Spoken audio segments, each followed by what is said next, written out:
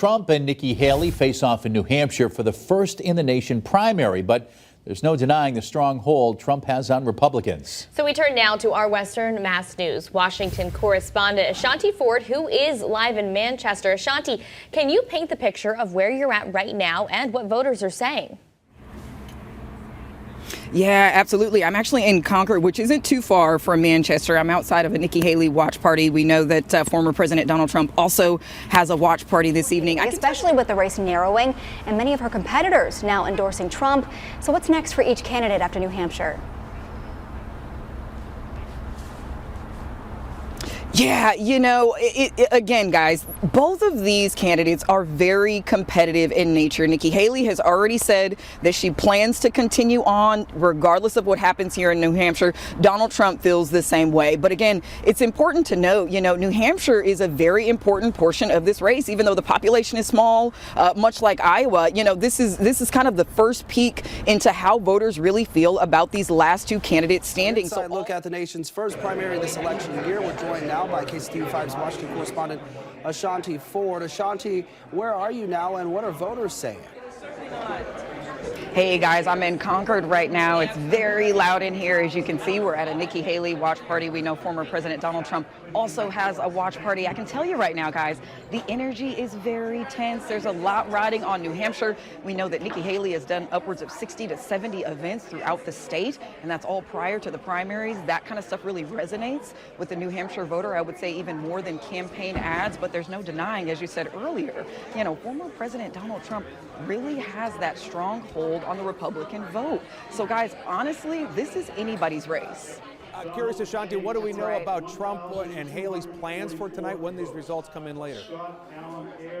Well, both of these are strong candidates, and they're both competitive candidates. That's very important to know. Haley actually released a statement a day or so ago saying that regardless of what happens here in New Hampshire, she plans to move forward on the race to the Oval Office, and we know Trump feels the same way. Again, Haley has spent a lot of time in the Granite State, but it looks as if... Let's hear what they're saying, guys. Nikki Haley's doing really well in New Hampshire, guys. I can tell you that regardless of what happens here tonight, both of the candidates say that they plan to move forward in the race to the Oval Office. Hey guys, that's right. I'm in Concord. I'm actually at a Nikki Haley watch party. We know Donald Trump also has a watch party tonight. It's gotten pretty interesting over the last few minutes. I had Haley at 54% and Trump at 45%, but now I'm learning that as of the last few minutes, 7% of the votes are counted, and it looks like Donald Trump is up 1,500 votes. That's not a very large margin, so I can absolutely tell you guys, tonight, it's anybody's vote, and both of these candidates are going to fight tooth and tooth until the end. I can tell you that for sure. Sure. I know it's live there, Ashanti, but can you tell us what voters are saying to you? Yeah, absolutely, guys. So as we just saw, Trump actually took the win here in New Hampshire, despite voters that I spoke to yesterday that said that they were all for Nikki Haley. Actually, Nikki Haley, if we want to listen for a second, actually just stepped onto the stage to kind of address her supporters here. It's not personal for me. I voted for Trump twice. I was proud to serve America. I was proud to serve America in his cabinet. I agree with many of his policies. I decided to run because I'm worried about the future of our country and because it's time to put the negativity and chaos behind us. You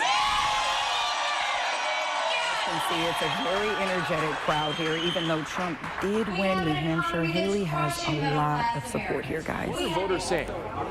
Absolutely. Hey guys, thank you for having me. It's been a very energetic last 15 minutes. As you said, the polls have closed and the Associated Press named our former President Donald Trump the winner of New Hampshire. I will say, you know, yesterday voters were really excited about Nikki Haley, and obviously we're at a Nikki Haley watch party, so there's a lot of support for her here.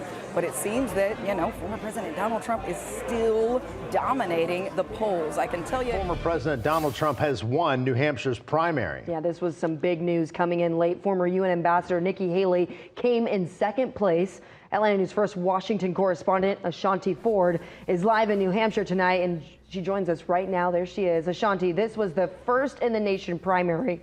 What does this mean for Donald Trump and Nikki Haley? Hey, you know, Donald Trump took home that win today in New Hampshire. The Associated Press called it just minutes actually after the polls closed. And we know that Nikki Haley has said prior to tonight that regardless of how it goes in New Hampshire, she plans to continue this race. I think maybe about 10-15 minutes after the results came in, she took to the stage. By the way, we were in there for a greater deal of the evening, but they just kind of kicked everybody out. So now we're outside enjoying the snow. But about 15 minutes after the polls came down, those results came down, Nikki Haley went to the stage and she was met with some supporters, a lot of supporters that are not planning on stopping anytime soon in terms of getting her into the Oval Office. I will say this, though, she kind of took that opportunity to throw a few digs at President Biden, talking about border policy, talking about funding to Ukraine and Israel and how she's against some of the ways that he's moving. So she's still planning to move forward in this race, but it looks like Donald Trump is still leading in the polls, guys. Yeah, Shanti, it's interesting because this race now goes to the next primary in South Carolina, of course, Haley's home state. But switching gears a little bit to the Democrats, President Biden and the vice president were campaigning in Virginia today on abortion rights. That's expected to be a focus of this campaign. But do you think this really could help Biden's chances of the polls in November?